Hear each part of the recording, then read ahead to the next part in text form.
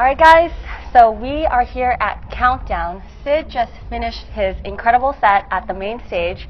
How was that for you? Oh man, it was awesome. I was here, I think, a couple months ago, and it was amazing to be able to come back and play. And it's such an awesome stage at a great time. Like the crowd was super up for it. It was a lot of fun. Yes, I got a bunch of videos on my phone. Awesome. The energy was up there. Now tomorrow you are flying out to San Francisco to play with Kaskade. Are you excited for that? Yeah, I can't wait. You know, he asked me to come and be support for his show, and you know, San Francisco is home for him. You know, or was home for him. And it's the last time I played there was when I played with him was incredible, and it's awesome to be able to go back and be a part of an awesome New Year's party. Yeah. Now, you've played a ton of shows with him. Like, we have a bunch of questions from your fans, and one of them is, how did you get your start working with Kaskade, or his support? He supports you greatly. Yeah, it's honestly, you know, I was at a point in my career where I was, you know, trying to make it, and I had done a song with Don Diablo called "Got Me Thinking," and at the time, Kaskade was playing it a lot, and a mutual friend connected us just over email, and you know, right away, because of that song, he kind of knew who I was and a little bit about me. So from that point, he just said, keep sending me music. He's sending me music, and the relationship just grew from there. You know, I've been fortunate enough to sign with his management too, and they've been amazing at helping build me, and he's, you know, his support has just been incredible. Yeah. You know, and it just kind of built from there, and when we did Us, you know, kind of really, that really helped me connect with, you know, his amazing fans, and hopefully kind of build from there. Yeah. And where did the name Sid come from? It's my last name. Okay. Yeah. You know, originally I was going to go with Carlos Sid, and I just decided to shorten it and just go with Sid. Yeah. So Wagner wants to know, what's your current favorite track and why? Man, right now, that's a tough question. I don't know. I can't even. I don't know. There's a couple. I mean, you have a bunch of fan questions. Yeah. What's one of your favorite tracks of all time, then? Favorite track? Rui da Silva, "Touch Me." That's like an old classic that I think kind of made me fall in love with house music. And what's your favorite song that you've produced so far? Damn, that's a good question. I can't say any of the ones coming. Darn. We tried. I think No. I think, you know, No was really the first track that got a lot of DJs to kind of familiarize themselves with my name, so I would probably say No. Yeah. Yeah. What's the creative process like, and do you ever get any, like, artistic blocks, and then what do you do? Yeah, you know, I've hit a couple of those moments, and I think, like, it's really important to just have fun in the studio. If you go into, at least for me, like, if I go in and I feel like this is what I have to do, you know, that's kind of when you kind of build a little stress and you think too much. So I think it's more important to just go into the studio and just mess around and come up with different ideas. And when you feel like one thing clicks, you know, it's once you have the main idea, it's, you know, kind of building around that isn't the hard part, but it's really getting those ideas that you think are really going to stand out. So just let yourself be, you know, not bogged down by anything else except the creative process of making music. Yeah. And one of your fans, Nicole's been following you for a while now. She wants to know what you feel like the difference is between the New York scene and then the California scene. I think, you know, New York has a really cool underground scene, you know, that it's kind of built there for a long time. So I think that's there's a couple clubs in LA, you know, like Sound really kind of supports underground stuff, I'd say. But I think there's like a really cool underground scene, and it's so much fun to go and, you know, kind of hear stuff that you wouldn't typically hear anywhere else. So I guess that's kind of one of the main differences. Yeah. What's been your favorite show to play so far? Damn. That's tough. I would have to say Automatic Tour with Kaskade in New York. That was like my first real show show in New York, so kind of having like all my friends there, my parents came out, so that was a really cool moment. Yeah. Have they always been supportive of you, you know, pursuing music? Yeah, I've been lucky enough to, you know, to always have their support. My dad had a catering hall, and so I really learned how to DJ because of him and the restaurant. Yeah, I've been really lucky in that sense. Yeah. What's been... Shout out Mom and Dad. Shout out Mom and Dad.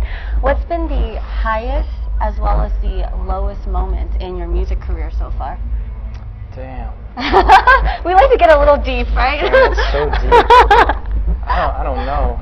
The highest out of this whole year was, you know, aside from all the crazy shit happening in the world, it was, you know, I feel like just there were so many moments for me and that were amazing. Like I said, New York and getting to go on tour with Kaskade and play in front of all these amazing crowds, and even going on tour with Galantis, going to Europe for the first time, well, DJing in Europe, was awesome.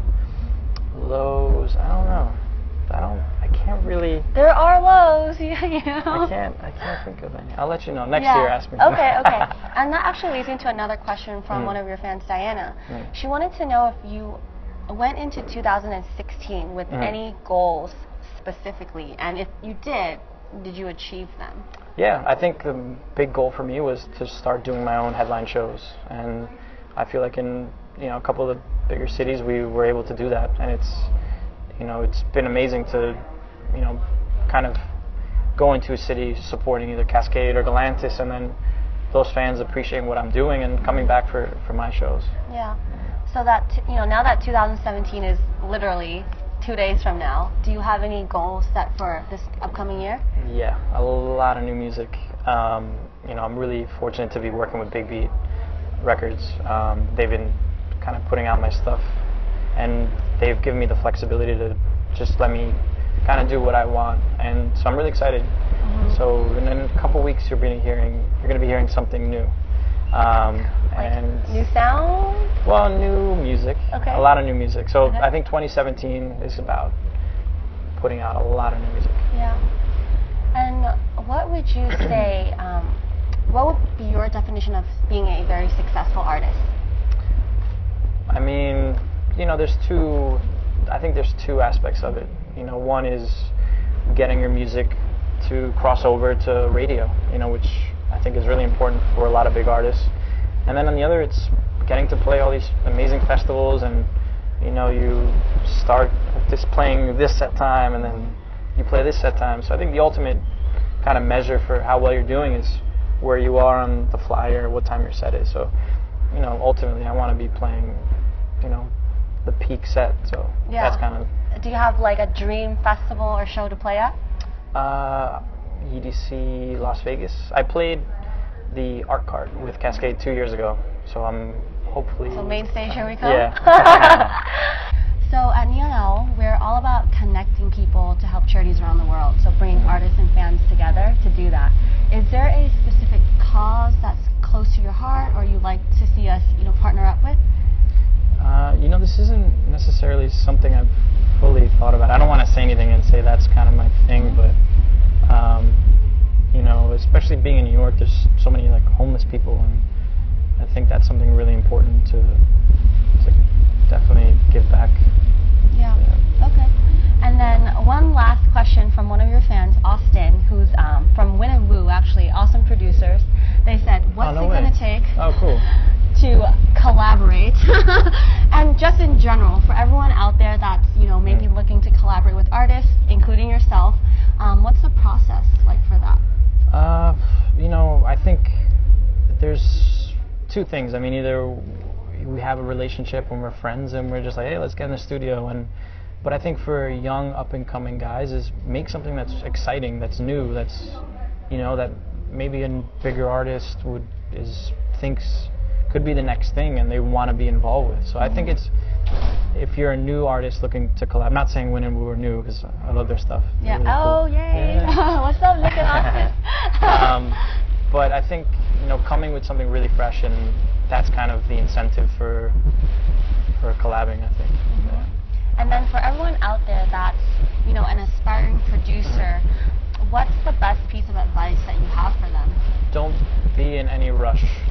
Have patience. I think patience is key in anyone's career, even if you're starting or you're mid-level or you're trying to, be the top. But I think patience, and if you are a new guy, don't be in a rush to come out until you feel like you have something that is unique. I think that's really important. Okay. And then what's the one thing you are most grateful for right now?